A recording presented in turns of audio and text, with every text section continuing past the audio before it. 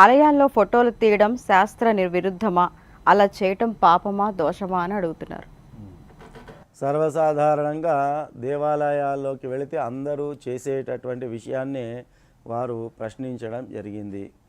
అయితే ఇక్కడ మనం గమనించాల్సినటువంటి విషయం ఏమిటి అంటే, దేవాలయము అనేటటువంటిది అత్యంత విశేషమైనటువంటి దైవస్థానము. ఇది మనం అందరము కూడా మర్చిపోకూడదు. ఏ దేవాలయానికి వెళ్ళినప్పటికీ కూడా ఆ దేవాలయంలో ఉన్నటువంటి మూల విరాట్ ఏదైతే ఉంటుందో ఆ మూల విరాట్కు ప్రతిష్టాపన సమయములో ప్రాణప్రతిష్ఠ గావింపబడి ఉంటుంది. కాబట్టి గర్భాలయంలో ఉన్నటువంటిది ఒక శిల కాదు, సజీవ రూపంలో ఉన్నటువంటి ప్రత్యక్షంగా పరమాత్ముడే అక్కడ కొలవై ఉంటాడు అనేటటువంటి ఈ యొక్క సత్యాన్ని మనం ఎవ్వరూ కూడా విస్మరించకూడదు. కాబట్టి ప్రత్యక్షంగా పరమాత్ముడు గర్భాలయంలో కొలువై ఉన్నప్పుడు మనము ఫోటోలు తీయడం కానీ, వీడియోలు తీయడం కానీ ఇటువంటి చర్యలకు మనము ఉపక్రమించినట్టయితే అది దోషంగానే పరిగణించబడుతుంది.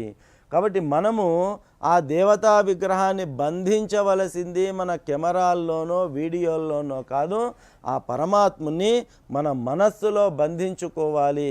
అది నిజమైన ఫోటోగ్రఫీ, అది నిజమైన వీడియోగ్రఫీ.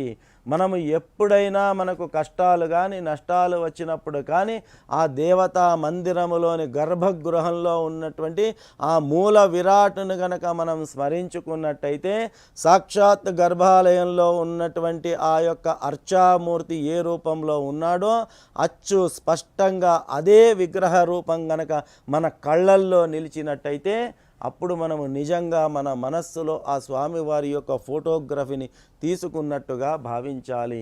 కాబట్టి ఫోటోగ్రఫీ, వీడియోగ్రఫీ అనేటటువంటిది ఈ భౌతికమైనటువంటి విషయాలకు పరిమితం చేయకుండా ఆధ్యాత్మికమైనటువంటి మార్గంలో స్వామివారిని మన మనస్సులో బంధించుకోవడం అనేటటువంటి ప్రయత్నమే మనం ఎల్లప్పుడూ కూడా చేయాలి. ఆ రకంగా ఫోటోగ్రఫీ, వీడియోగ్రఫీలపైన దృష్టి పెట్టడం వల్ల మన వల్ల జరిగేటటువంటి మరొక పొరపాటు ఏమవుతుంది అంటే, మన మనసు భగవంతుని పైన లగ్నమయ్యేటటువంటి అవకాశం ఉండదు. మన కళ్ళతో ప్రత్యక్షంగా పరమాత్మని చూసేటటువంటి అవకాశం ఉండదు.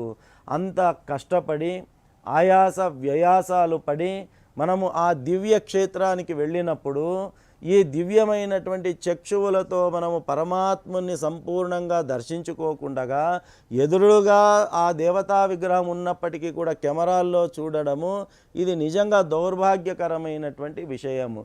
కాబట్టి ప్రత్యక్షంగా పరమాత్ముని దర్శించుకునే అవకాశాన్ని మనం కోల్పోతున్నాం ఆ యొక్క చర్యల వల్ల, ఆ యొక్క చేష్టల వల్ల.